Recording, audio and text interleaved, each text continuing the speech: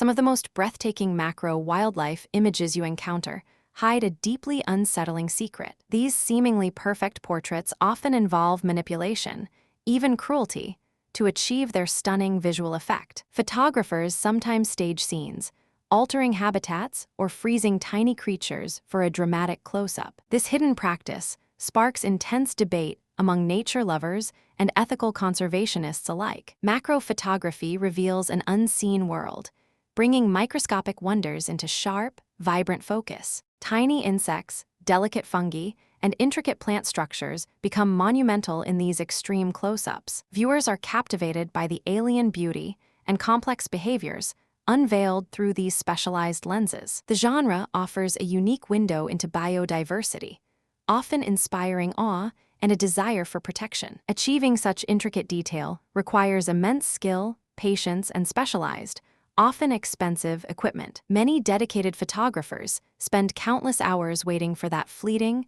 perfect natural moment. However, the pursuit of viral perfection sometimes pushes ethical boundaries far beyond acceptable limits. The digital age amplifies this pressure, demanding increasingly dramatic and unprecedented visual content. This intense competition creates an environment where moral lines can easily blur for some practitioners. The core question becomes, where does artistry end and exploitation truly begin with vulnerable subjects? Understanding this tension requires examining the methods some photographers controversially employ for their art. The desire for fame and recognition can sometimes override genuine respect for the natural world. One common, yet highly contentious, method involves creating artificial environments for subjects. Photographers might place an insect on a specific flower, far from its natural foraging grounds. They often use powerful flashes, sometimes repeatedly, which can disorient or harm delicate creatures. Some even resort to chilling insects in refrigerators,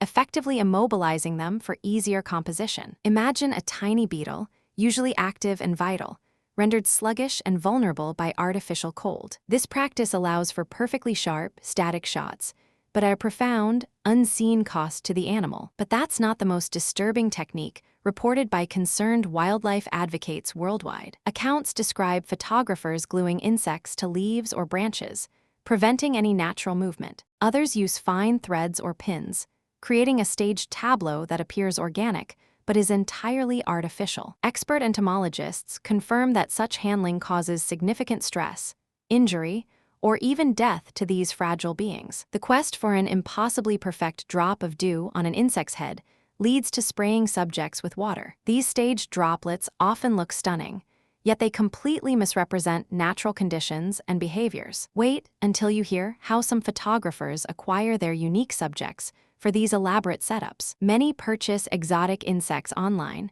sometimes from questionable sources, specifically for photographic purposes. These captive subjects are then subjected to unnatural conditions, far removed from their wild counterparts. The argument often raised is that these subjects are already doomed, so photography provides a final purpose. However, critics argue this normalizes treating living creatures as mere props for human aesthetic gain. And then something unexpected happened within the global photographic community itself. A growing movement began actively exposing these unethical practices, demanding transparency and accountability. Renowned nature organizations started implementing strict ethical guidelines for photo contest submissions. Images showing clear signs of staging or animal distress are now routinely disqualified from major competitions. This shift forces photographers to reconsider their methods, prioritizing animal welfare over artistic perfection. Yet, the allure of the one-of-a-kind shot remains powerful,